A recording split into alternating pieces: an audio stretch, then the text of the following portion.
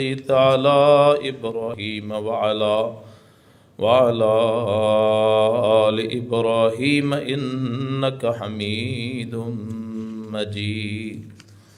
اللهم بارك على محمد وعلى آل محمد كما باركت على إبراهيم وعلى آل إبراهيم إنك حميد مجيد.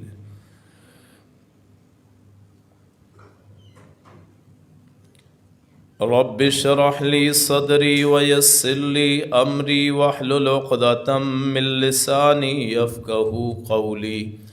رب زدني علما سبحانك لا علم لنا إلا ما علمتنا إنك أنت العليم الحكيم.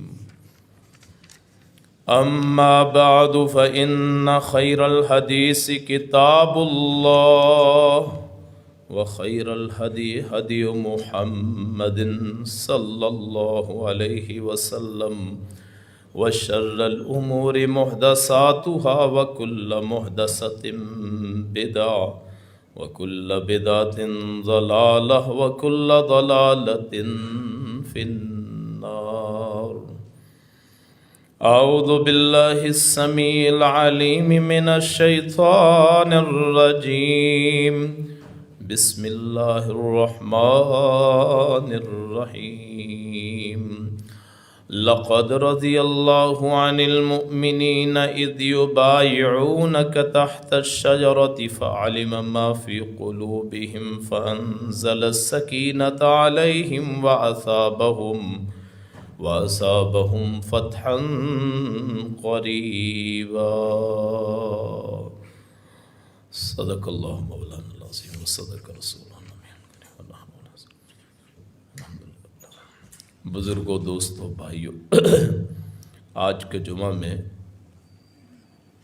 ہم صحابہ کرام رضوان اللہ علیہم اجمعین میں سے بہت بڑے صحابی اور اسلام کے تیسرے خلیفہ ثالث حضرت عثمان بن عفان ذو النورین رضی اللہ تعالی عنہ، ان کی سیرت اور ان کی شخصیت آپ کے سامنے بیان کریں گے. ہمارے لیے بڑا ہی مشکل ہوتا ہے، خاص طور پہ میرے لیے، کہ میں جب صحابہ کرام کی شان میں یا ان کی عقیدت میں میں یہاں گفتگو کرتا ہوں تو ہمیشہ ایسا ہوتا ہے کہ اس تقریر کو متنازع بنا دیا جاتا ہے. کچھ لوگ شاید وہ یہ سمجھتے ہیں کہ جب ہم صحابہ کرام رضوان اللہ علیہم اجمعین کی بات کرتے ہیں تو وہ سمجھتے ہیں کہ اہل بیت اعظام رضوان اللہ علیہم اجمعین ان سے شاید ہمیں محبت نہیں ہے. لوگوں نے اپنے اپنے معیار بنائے ہوئے ہیں. ہمارا جو معیار ہے وہ یہ ہے کہ کسی میں کوئی تفریق نہیں ہے. اہل بیت بھی اسی وقت بنتے ہیں جب وہ صحابہ بنتے ہیں. اہل بیت اور صحابی میں کوئی فرق نہیں ہوتا. اہل بیت بنتا ہی اس وقت ہے جب وہ ایمان والا ہوتا ہے. آپ ابو لہب کو اہل بیت میں سے نہیں سمجھتے، حالانکہ وہ آپ کے تایا ہے. آپ ہر اس شخص کو اہل بیت میں نہیں سمجھتے جو ایمان والا نہ ہو. نوح علیہ السلام کا بیٹا ہو، لوط علیہ السلام کی بیوی ہو، ابراہیم علیہ السلام کا والد ہو، ہم اس کو صحابہ میں، اس کو اہل بیت میں سے سمجھتے ہیں جو ایمان والا ہو. اور ایمان لانے کے بعد سب سے بڑا جو لقب ہوتا ہے وہ صحابی کا ہوتا ہے. تو جو لوگ صحابہ کرام اور اہل بیت میں تفریق کرتے ہیں وہ دراصل انتہا درجے کی گمراہی میں ہیں اور انتہا درجے کی غلطی میں ہیں. میں پورا قرآن اور احادیث کا مجموعہ میں آپ کے سامنے اگر رکھ دوں، اس کا آخر میں نتیجہ یہی آئے گا کہ ایمان والا ہی اہل بیت ہو سکتا ہے، اگر ایمان نہ ہو تو اہل بیت نہیں بن سکتا، اگر ایمان دل میں نہ ہو تو اللہ کریم اس کو اہل بیت میں سے نہیں سمجھتے۔ اللہ کریم کا یہ اصول ہے کہ وہ شخصیات کو نہیں دیکھتا، ذاتوں کو نہیں دیکھتا، ذاتیں چھوٹی بڑی اللہ کی پیدا کرتا ہے۔ اللہ کریم کا اصول ہے وہ ایمان کو میزان بناتا ہے، ایمان کو ترازو مقرر کرتا ہے کسی کی فضیلت کے لیے۔ اگر ایسا نہ ہوتا تو بلال حبشی جو کالے رنگ کے تھے، حبشے کے تھے، اہل قریش میں سے نہ تھے، نہ مکے والوں میں نہ مدینے والوں میں، صہیب رومی یہاں کے نہیں تھے، عبداللہ بن مسعود باہر سے آئے تھے، اور بے شمار ایسے ہیں جو باہر سے لا کے ایمان حاصل کر کے وہ رضامندیاں پا گئے جو قریب رہ کے بعض لوگ حاصل نہ کر سکے۔ اللہ کریم کے نزدیک اصول تقوی اور ایمان ہے۔ شخصیت کبھی بھی اسلام اور ایمان کے نزدیک اہم نہیں رہی۔ شخصیات مر جاتی ہیں، ختم ہو جاتی ہیں، ایمان زندہ رہتا ہے، تقوی زندہ رہتا ہے۔ یہ ہمارے اور آپ کے بھیس ہیں، بدن ہیں، روحیں اور اجسام ہیں جن میں اللہ کریم جب چاہے جو پیدا کر دے۔ اگر وہ چاہتا ساری کائنات ایمان پہ ہوتی، اگر اللہ زبردستی کرنے پہ آئے، اللہ مصرف القلوب ہے، دلوں کو پھیرنے والا ہے، مقلب القلوب ہے، وہ سارے دلوں کو ایک جیسا بنا دے، لیکن اس نے آزادی دے دی، جس کو چاہے ہدایت مل جائے، جس کو چاہے گمراہی مل جائے۔ انا ہدیناہ السبیل اما شاکرم و اما کفورا، سورہ دہر، سورہ انسان 29واں پارہ ہے، اس کی تیسری آیت ہے کہ اگر ہم نے دو راستے دکھا دیے ہیں، چاہے وہ شکر گزار بن جائے، چاہے وہ نافرمان بن جائے، وہ ہمارا نشکرہ بن جائے۔ تو حضرت عثمان رضی اللہ تعالی عنہ انہی صحابہ میں سے ایک ہیں اور عظیم الشان صحابی، بلکہ عشرہ مبشرہ میں سے ہیں۔ صحابی لفظی معنی ساتھی کو کہتے ہیں، دوست کو کہتے ہیں، خیر خواہ کو کہتے ہیں۔ جیسے حضرت عیسیٰ کے ماننے والوں کو حواری کہا جاتا تھا، حواری دوست، اسی طرح نبی کائنات صلی اللہ علیہ وسلم کے ماننے والے جو آپ کے ہاتھ پہ کلمہ پڑھ کے مسلمان ہوئے، انہیں صحابہ کرام کہا جاتا ہے۔ حضرت عثمان صحابی بھی ہیں، عشرہ مبشرہ میں سے بھی ہیں، نبی کے دورے داماد بھی ہیں، خلیفۃ المسلمین بھی ہیں، حیا کے پاسبان بھی ہیں، اور مسجد نبوی کی سب سے ساری تعمیر حضرت عثمان کے پیسوں سے ہوئی۔ بیر روما حضرت عثمان کے پیسوں سے خریدا گیا ہے، اور آج بھی قرآن موجود ہے، 26واں پارہ ہے، سورہ الفتح ہے، آیت نمبر 18 ہے۔ کوئی وائز، کوئی ملا، کوئی ذاکر، کوئی مقرر، کوئی محرر، کوئی دنیا میں بحث کرنے والا وہ موجود ہو اور یہ بتائے کہ یہ جو 18 نمبر آیت ہے، لقد رضی اللہ عن المؤمنین اذ یبایعونک تحت الشجرہ، یہ کس کی شان میں نازل ہوئی ہے، کس کے لیے اتاری گئی، کون سا سال تھا، اور کس کی غلط شہادت کی افواہ پہ یہ آیت اتری ہے؟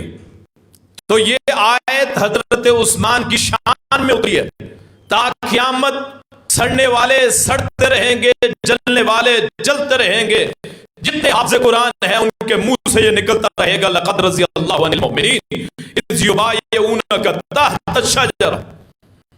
کتنے لوگ ہیں وہ بدبخت جو حضرت عثمان رضی اللہ عنہ کو گالی دیتے، اپنی مجلسوں میں برا کہتے، جب تک وہ اپنی مجلسوں میں ان کو برا کہتے رہیں گے، ہم جیسے اللہ لاکھوں پیدا کرے گا جو عثمان ذو النورین کا نام لیتے رہیں گے، جو ان کے نام لیوا ہوں گے، جو ان کی شان لوگوں کے سامنے بیان کرتے رہیں گے۔ آپ شہادت کی بات کرتے ہیں، کربلا کے شہداء بہت عظیم ہیں، مظلوم تھے، مظلوم شہادت پائی اور اللہ نے ان کا نام تا قیامت زندہ کر دیا۔ یہاں میں بھی ایک شہید کا تذکرہ کرتا ہوں۔ دنیا کے کلمہ گو مسلمانوں، مومنوں، ایمان والوں، اپنے آپ کو محمد کائنات کے تابعدار سمجھنے والوں، جہاں آپ شہادت کربلا کا ذکر کرتے ہیں، شہداء کربلا کا ذکر کرتے ہیں، ان کی زبانیں کیوں بند ہوتی ہیں؟ شہید عظمیٰ حضرت عثمان کی شہادت، سب سے بڑی شہادت، خلیفہ بھی ہے، مسلمانوں کے امیر بھی ہیں، خاندانی بھی ہیں، داماد دوہرے نبی ہیں، اور ان کے گھر میں شہید کیا جاتا ہے، اور وہ زبان کنگ ہو جائے، بند ہو جائے، جو اس شہادت کا تذکرہ نہ کرے اور کربلا کے شہیدوں کا تذکرہ کرے؟ کون سی وہ رکاوٹ ہے جو آپ کو شہادت کربلا تو بیان کرواتی ہے؟ شہداء کربلا کے خون ان کے نام پہ اپنے جسم کو لہولہان تو کرتی ہے، لیکن وہ کون سی قوت ہے جو حق بیان کرنے پہ نہیں بولتی ہے؟ حضرت عثمان کی شہادت پہ بولتی نہیں۔ آپ بازاروں میں دیکھتے ہیں محرم میں 10 محرم سے پہلے 10 دنوں میں اپنے جسموں سے خون بہایا جاتا ہے، کس لیے کہ نبی کے نواسے حضرت حسین رضی اللہ تعالیٰ عنہ کی شہادت ہوئی ہے، ہم ان کی یاد میں ادا کرتے ہیں۔ میرا ان سے سوال ہے کہ اللہ کے نبی کے نواسے کی شہادت پہ ماتم کرنے والے میرے بھائی، میں گالی نہیں دیتا، لیکن میرا سوال بنتا ہے کہ اسی نبی کے نام کی شہادت پہ خاموش کیوں رہتے ہیں؟ اس نبی کے داماد کی لگتا ہے بات سمجھ نہیں آ رہی کہ نواسے رسول کی شہادت پہ اپنے جسموں کو لہولہان کرتے، اور داماد نبی کی شہادت پہ زبان سے چند کلمات بھی نہ کہہ سکیں، ایسے اسلام کا کیا فرض ہے؟ حضرت عثمان 82 برس عمر میں 576 عیسوی میں پیدا ہوئے، نبی کائنات 571 میں پیدا ہوئے، حضرت عثمان 5 سال بعد 576 عیسوی میں پیدا ہوئے، یعنی حضرت عیسیٰ کی میلاد سے، پیدائش سے 576 سال بعد حضرت عثمان پیدا ہوئے، اور 556 ہجری میں ان کی عیسوی میں ان کی وفات ہوتی، 656 ہجری میں عیسوی میں 82 برس کی عمر ہے، ہجرت سے 47 سال پہلے پیدا ہوئے اور ہجرت کے 35 سال بعد فوت ہوئے۔ ان کی عمر بنتی ہے 82 سال، اور 82 سال کی عمر میں جب آدمی بوڑھا ہو جاتا ہے، جب اللہ کی فکر ہوتی ہے، حضرت عثمان کو اللہ شہادت کی موت نصیب فرماتا ہے۔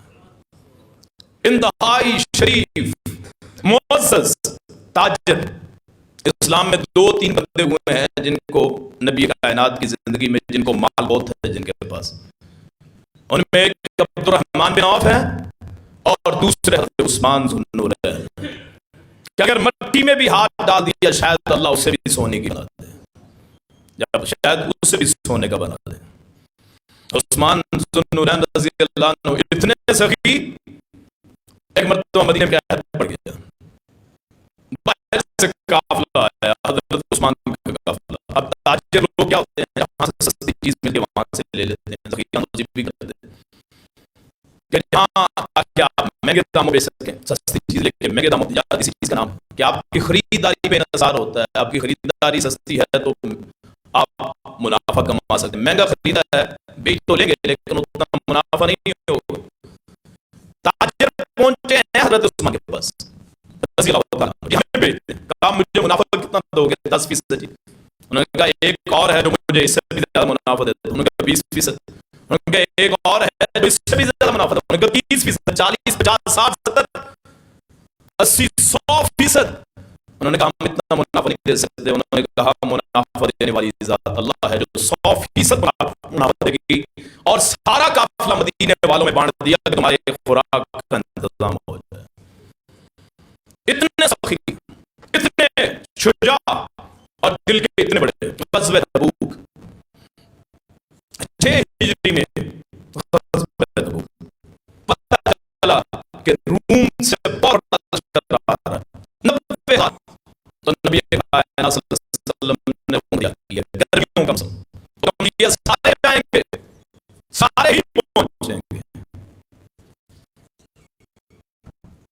30,000 مسلمان اکٹھے ہوئے، 30,000، آپ تصور نہیں کر سکتے اس وقت میں 30,000 مسلمان، ایک مسلمان ہو نا دنیا میں کسی بھی کونے میں وہ کلمہ پڑھتا ہے لا الہ الا اللہ تو اللہ کے رشتے اس کی گرفت ہو جاتے ہیں. یہ 30,000 وہ لشکر تھا جو محمد رسول اللہ کے پیچھے باندھ کتنا خرچ کرو اور ان کا خرچہ کس نے اٹھایا؟ کوئی آپ نے اپنی جنت اسلام کے جنت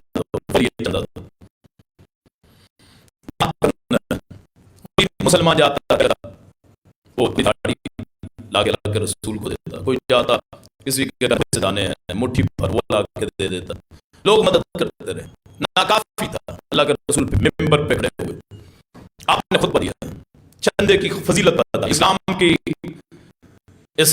کی مدد کے لیے خطبہ دی. حضرت عثمان کھڑے ہوتے ہیں، عثمان ذو النورین کھڑے ہوتے ہیں، جی 100 اونٹ میں اللہ کے راستے میں 100 اونٹ 10 مرتبہ ایسا ہوتا ہے، 8 مرتبہ ایسا ہوتا ہے.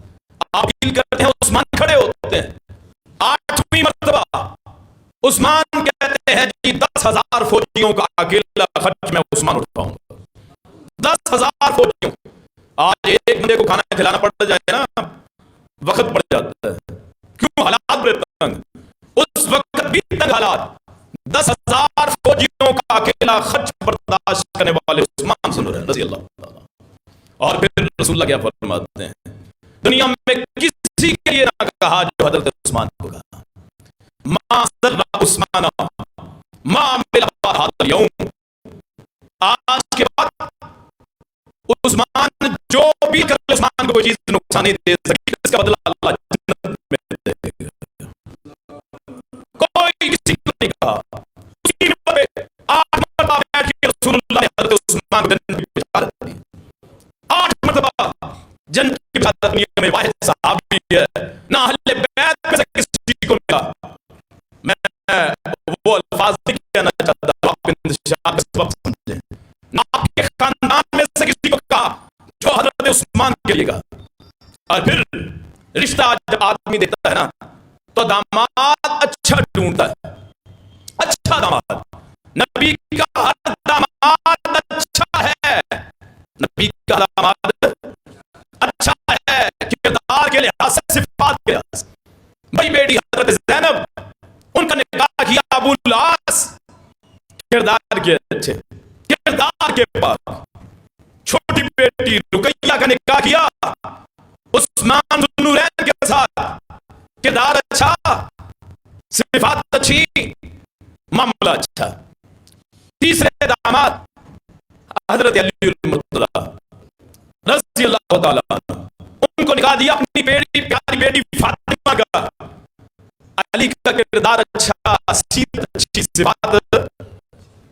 اور کون ہے دنیا میں جس کو نبی کے 2 نور ہوں اور نبی نور ہدایت ہوتا ہے، نبی کی اولاد بھی نور ہوتی ہے، نور ہدایت ہوتی ہے.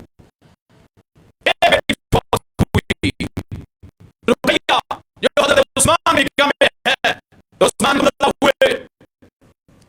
آپ عثمان رضی اللہ عنہ کے پاس آئے، عثمان جب اپنی دوسری بیٹی کا نکاح بھی محمد تجھے دیتا ہے صلی اللہ علیہ وسلم. حضرت ام کلثوم کا نکاح دیا، اور جب وہ بھی فوت ہو گئی اور یہ اللہ کی کرنی ہے، نبی کائنات کو اللہ نے 3 بیٹے دیے تھے.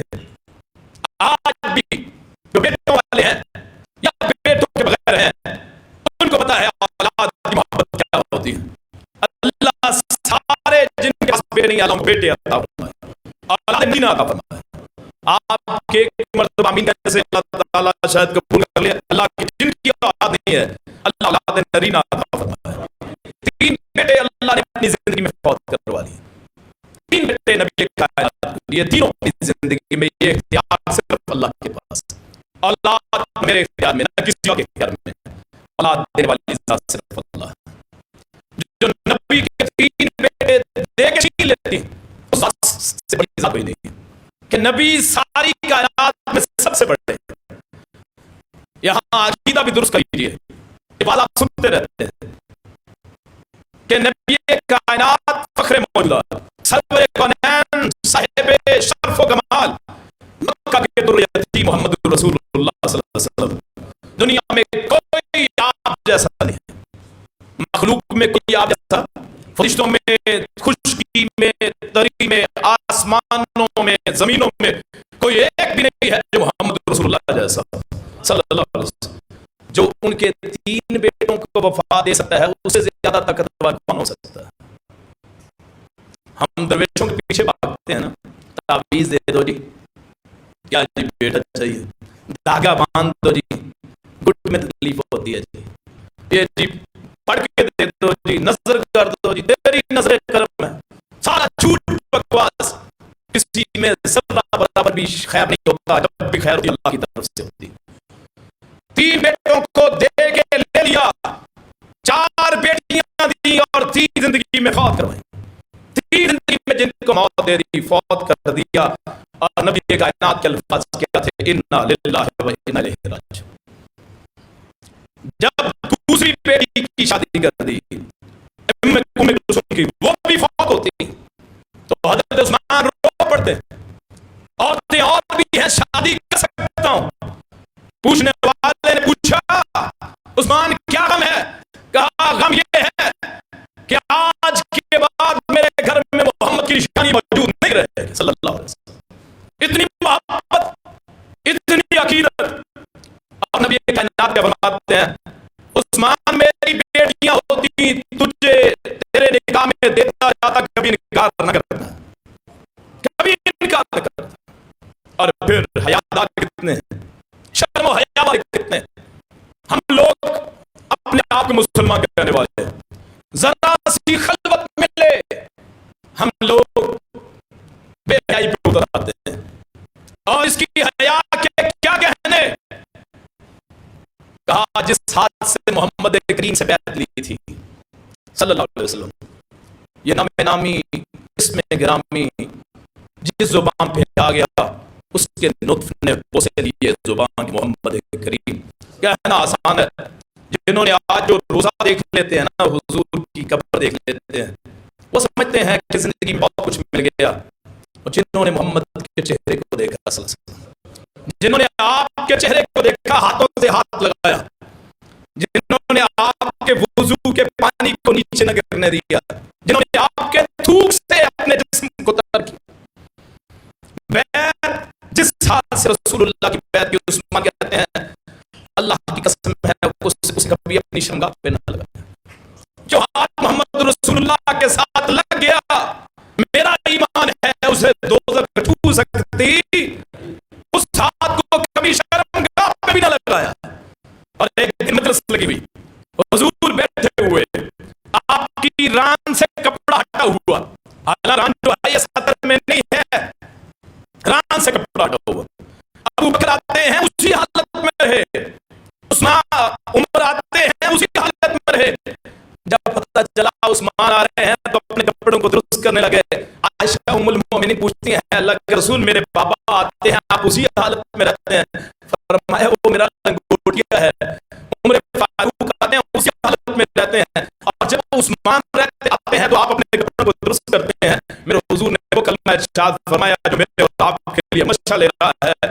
فرمایا یہ جو بندہ ہے اس سے آسمان کے فرشتے بھی حیا کرتے ہیں، محمد حیا کیوں نہ کرے صلی اللہ علیہ وسلم. اور پھر صلح حدیبیہ کیسے نبی خادم رسول اللہ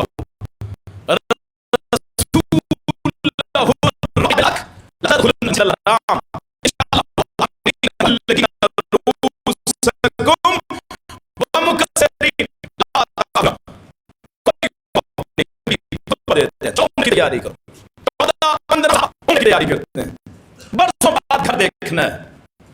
6 برس ہو گئے اپنے گھر مکہ کو دیکھے ہوئے.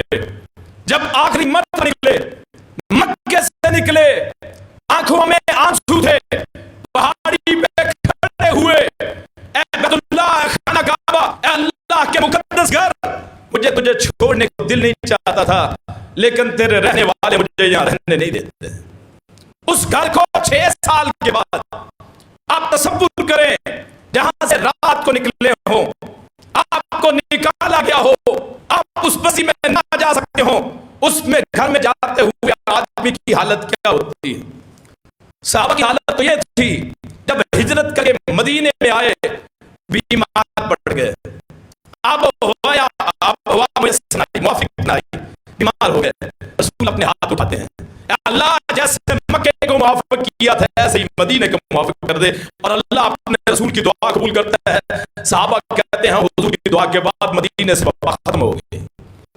وہاں جب سنا صحابہ نے کہ عمرے پہ جانا ہے، اپنے گھر کو دیکھنا ہے، خانہ کعبہ کو دیکھنا ہے، اور میں آپ سے کہتا ہوں کون ہے ہم میں سے جو خانہ کعبہ کو دیکھنے کا شیدائی نہ ہو، جو اس کالے غلاف والے گھر کو، اس کمرے کو دیکھنے کا شیدائی نہ ہو، جس کے دل میں یہ پیار اور محبت نہ ہو کہ ہم اس گھر کو دیکھیں۔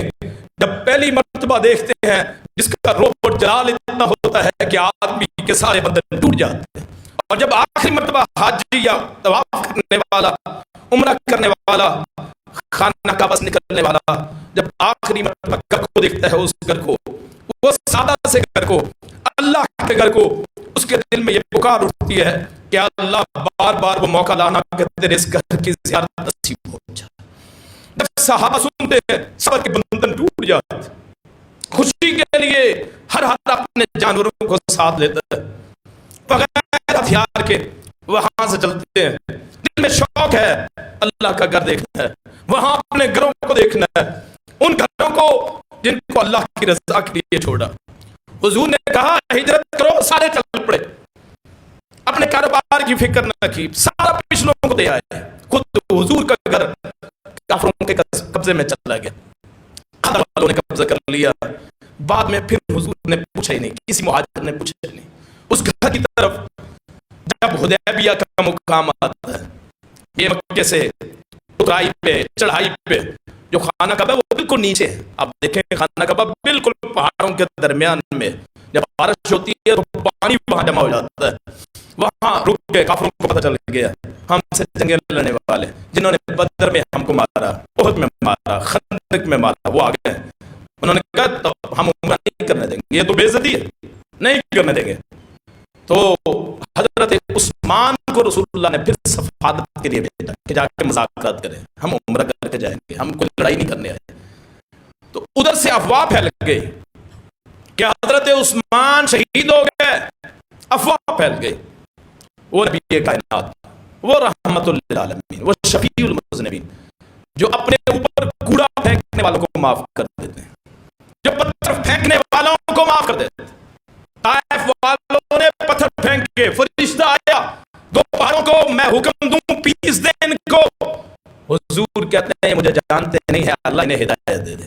جو اتنی نرم شخصیت ہے، جب پتہ چلا عثمان کو شہید کر دیا، حالانکہ جھوٹی افواہ ہے، تو نبی کائنات نے درخت کے نیچے، اور اللہ نے اس درخت کو قرآن کا حصہ بنا دیا، تحت الشجرہ 26واں پارہ سورہ الفتح 18 نمبر آیت، تحت الشجرہ، اس درخت کو کتنا مقدس ہوگا جس کے نیچے حضرت رسول اللہ بیٹھے اور اللہ نے اس کو قرآن کا حصہ بنا دیا۔ وہاں بیعت لی، کس لیے؟ اسلام کے لیے نہیں، جنگ کے لیے نہیں، ہاں میرا عثمان، اس کی شہادت ہو گئی ہے، اس کا قصاص لینا ہے، بدلہ لینا ہے۔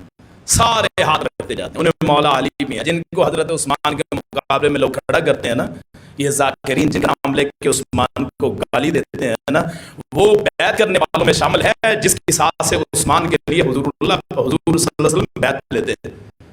ابو بکر ہاتھ رکھتے ہیں، عمر ہاتھ رکھتے ہیں، سارا اہل بیت ہاتھ رکھتا ہے، سارے مسلمان ہاتھ، 1400-1500 صحابی ہاتھ رکھتے ہیں، ہاتھ رسول مقدس ہے، اور آج جوتوں کی تصویریں لگا کے حرمت رسول پامال کرنے والے کہ جھنڈوں پہ تصویریں لگا دی جوتوں کی، پتہ نہیں کس کی جوتے ہیں، اور جو یہ نقش بنائے جاتے ہیں، کون کہہ سکتا ہے رسول اللہ کا جوتا ہے؟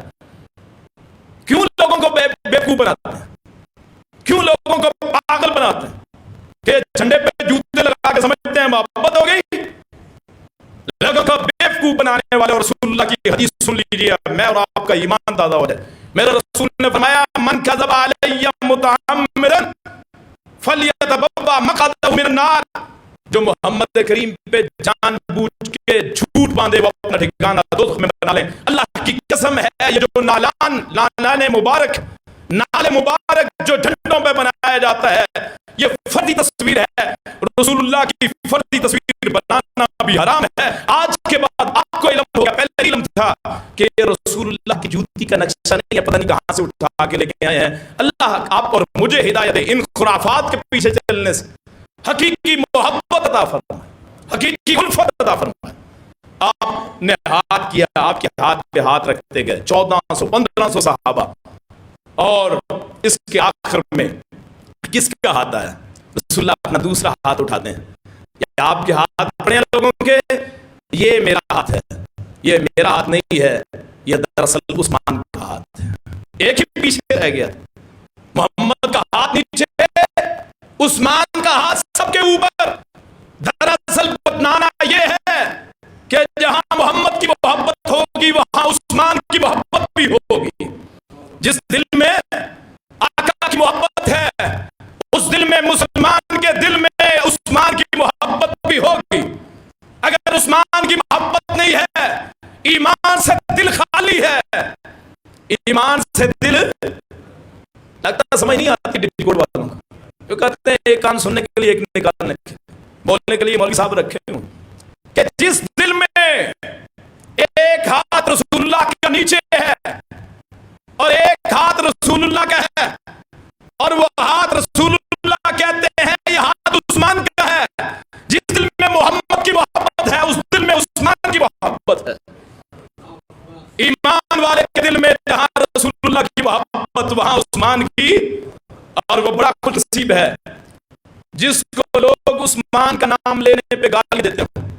مجھے بڑا شرف ہے کوئی عثمان کا نام لینے پہ مجھے برا بلا کہے، برا بلا سمجھے، یا کوئی اور ایکٹ کرے، کوئی اور رد عمل دے۔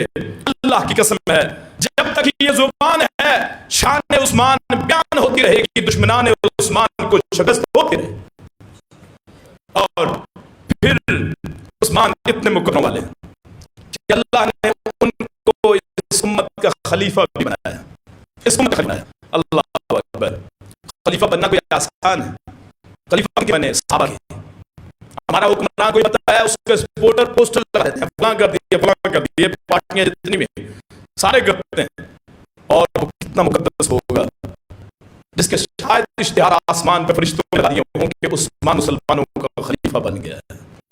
ہم مبارکبادیں دیتے ہیں نا کہ ہمارا ہے، یہ ہمارا ایم این اے وہ وفاقی وزیر مواصلات بن گیا ہے، فلاں معاون بن گیا ہے، فلاں بن گیا ہے، ہم لگاتے ہیں نا فیس بک پہ بھی، واٹس ایپ پہ بھی، جتنے بھی ذریعے سارے لگاتے ہیں، وہاں فرشتوں نے بھی لکھ دیا ہوگا، نامہ اعمال میں لکھ دیا ہوگا، قیامت کے دن بھی نظر آئے گا مسلمانوں کا تیسرا خلیفہ بنا ہے تو عثمان ذو النورین بنا ہے۔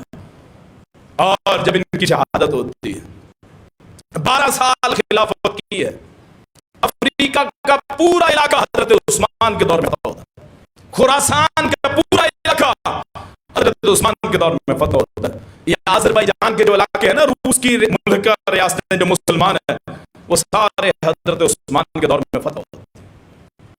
اور ان کی اولاد میں سے، حضرت عثمان کی اولاد میں سے وہ لوگ ہیں جنہوں نے اندلس پہ جا کے قبضہ کیا، اسپین جیسا ملک وہاں جا کے ان کی عالم میں سے فتح کیا، وہاں اسلام کا جھنڈا نافذ کیا۔ اللہ اکبر، بڑے عظیم لوگ۔ اور جب شہادت کا وقت آتا ہے تو لوگ 3000 کے قریب ذی القعدہ کے پہلے یا دوسرے ہفتے میں 40 دن کا محاصرہ ہوتا ہے، 18 ذو الحج حضرت عثمان کی شہادت کا دن ہے، ذی القعدہ کا پورا تقریباً مہینہ، پہلا ہفتہ چھوڑ دیں، اور ذو الحج کے 18 دن یہاں قربانی ہم کرتے ہیں، اللہ کے نام پہ کرتے ہیں۔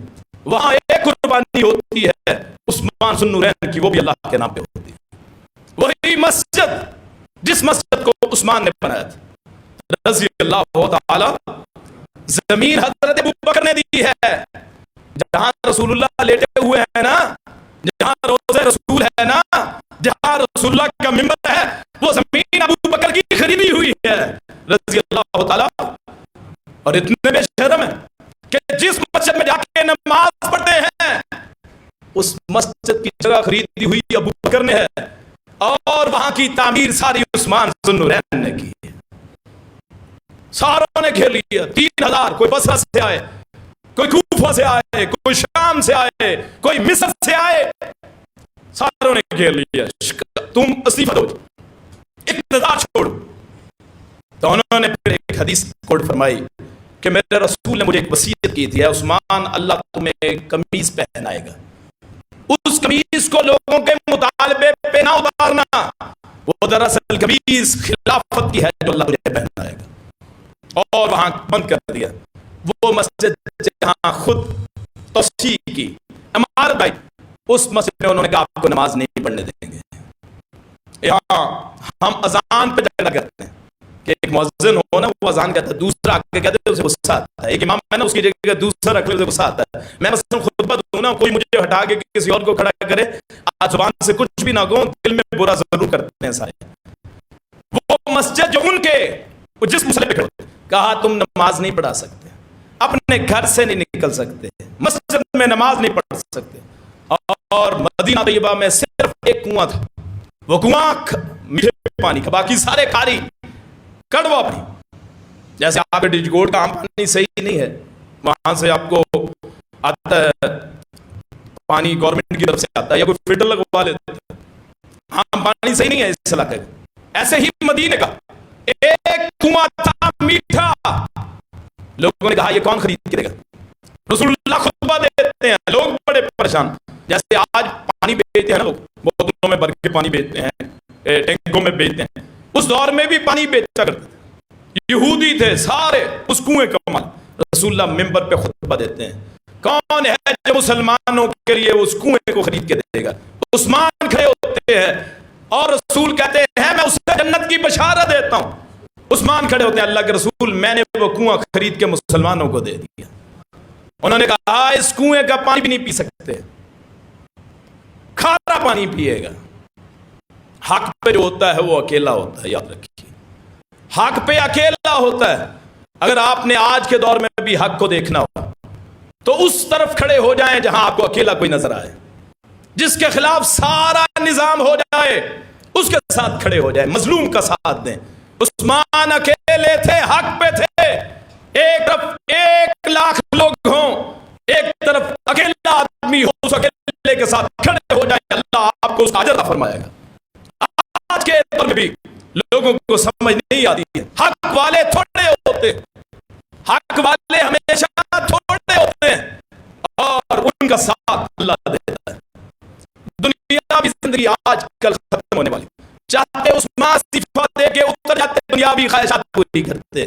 انہوں نے کہا نہیں، جس قمیض کو اللہ کے رسول نے کہا تھا نہیں اتارنی، ساری کائنات آ جائے تب بھی نہیں اتاروں گا۔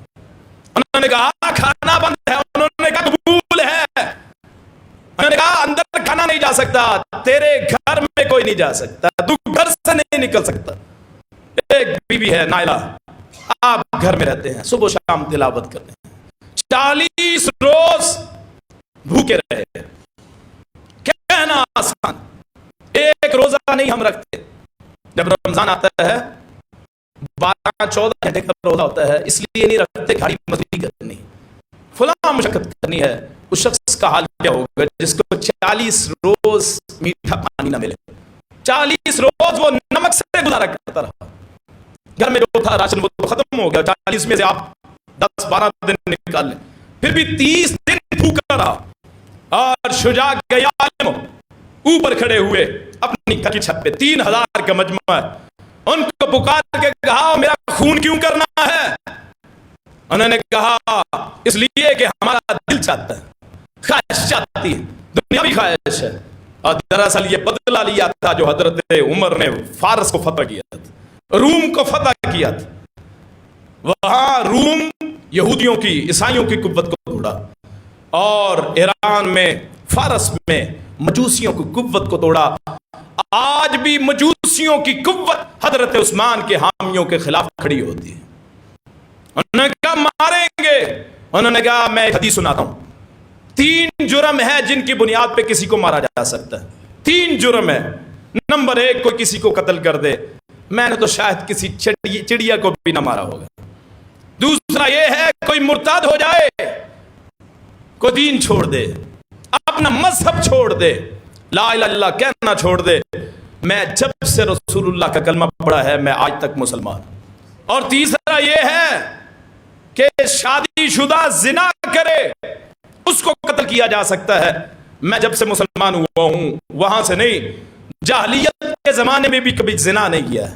انہوں نے کہا ماریں گے، اور وہ موت جو ملی ہے حضرت عثمان کو، سورہ بقرہ کی پہلا سپارہ آخری صفحہ ہے، وہاں تلاوت کرتے ہیں. اس سے پہلے خواب آتی، خواب کس کی ہے؟ حضرت محمد رسول اللہ صلی اللہ علیہ وسلم. آج ہمارے لوگوں کو یہ خواہش ہوتی ہے رسول اللہ خواب میں نظر آ جائے، کسی کی خواہش نہیں ہے، کس کے دل میں تمنا نہیں. اور جنہوں نے پہلے رسول اللہ کو دیکھا تھا ان کو خواب آتی ہے. کسی کو اس کے خواب میں نا والد فوت ہوا یا والدہ فوت ہوئی یا بیٹا کوئی مل جائے نا خواب میں تو آدمی بڑا خوش ہوتا ہے. تو جس خواب میں رسول اللہ آ جائے صلی اللہ علیہ وسلم اور آ کے کیا کہا، عثمان آج روزہ رکھا ہے، جی حضور روزہ رکھا ہے. عثمان آج دنیا میں روزہ نہیں کھولنا ہے، آج روزہ محمد کے پاس کھولنا ہے. آج تیری افطاری، ہم نیک لوگوں کو بلاتے ہیں افطاری کے لیے کہ دعائیں خیر ہو جائے گی. اللہ کے رسول کس کو بشارت دیتے ہیں؟ کیا عثمان روزہ ان کے پاس نہیں کھولنا ہے، روزہ محمد کے پاس کھولنا ہے. عصر کا وقت ہوتا ہے، عصر کا وقت، اور حضرت عثمان وہاں تلاوت کرتے ہیں. 3 بندے 4 داخل ہوتے ہیں ان بلوائیوں میں سے، بدبختوں میں سے، اور یہ قرآن کی وہ آیت پڑھتے ہیں. قرآن کی آیت فَإِنْ آمَنُوا بِمِثْلِ مَا آمَنْتُمْ بِهِ فَقَدْ اهْتَدَوْا وَإِنْ تَوَلَّوْا فَإِنَّمَا هُمْ فِي شِقَاقٍ فَسَيَكْفِيكَهُمُ اللَّهُ. یہ جو لفظ تھے فَسَيَكْفِيكَهُمُ اللَّهُ، اے عثمان گھبرائیے مت، اللہ ان کو کافی ہو جائے گا. وہاں اس وقت ایک بدبخت تلوار چلاتا ہے اور وہ تلوار آپ کی بیوی نائلہ کی انگلیوں کو کاٹ دیتی ہے، اور وہ تلوار گزرتی ہے، وہ آپ کے سینے کو چیر کرتی ہوئی گزر جاتی ہے. اسلام کے اس عظیم شخصیت کی خون کے چھینٹے نکلتے ہیں اور قرآن کے اس الفاظ ان الفاظ میں پڑ جاتے ہیں فَسَيَكْفِيكَهُمُ اللَّهُ. آج بھی وہ قرآن کا نسخہ موجود ہے جو نسخہ حضرت عثمان پڑھ رہے تھے. اللہ کی شہادتیں ساری زندگی اللہ ان کو زندہ رکھتا ہے. سڑنے والے آج تک جنہوں نے قتل کیا تھا حضرت عثمان کو، ان کے ناموں پہ کوئی نام رکھنا تصور نہیں کرتا. عبداللہ بن سبا اور اس کے ساتھی جنہوں نے مارا تھا، جنہوں نے شہید کیا، کسی ایک بھی انجام اچھا نہ ہوا. عبداللہ بن سبا خود آگ میں جلد کے مار گیا. حضرت علی نے اسے آگ لگائی. کیوں؟ جو میرے عثمان کو شہید کرے گا اللہ اس سے دنیا میں قبر بھی نصیب نہیں کرے گا. آج میرے اور آپ کے لیے پیغام کیا ہے کہ حق کے لیے کھڑا ہونا سب سے بڑی چیز. حق کے لیے کھڑا ہونا. حضرت عثمان کھڑے ہوئے، حضرت حسین کھڑے ہوئے، حضرت مولا علی کھڑے ہوئے. جب کوئی نہ تھا مکے میں رسول اللہ کھڑے ہوئے صلی اللہ علیہ وسلم. یہ شہادت ہمیں یہ دیتی ہے، یہ نتیجہ دیتی ہے کہ کبھی بھی حق کے لیے اپنی جان کو نچھاور کرنے سے دریغ مت کرے. اللہ کریم ہمیں شہادت کی موت نصیب فرمائے. آخر دعوانا الحمد للہ رب العالمین.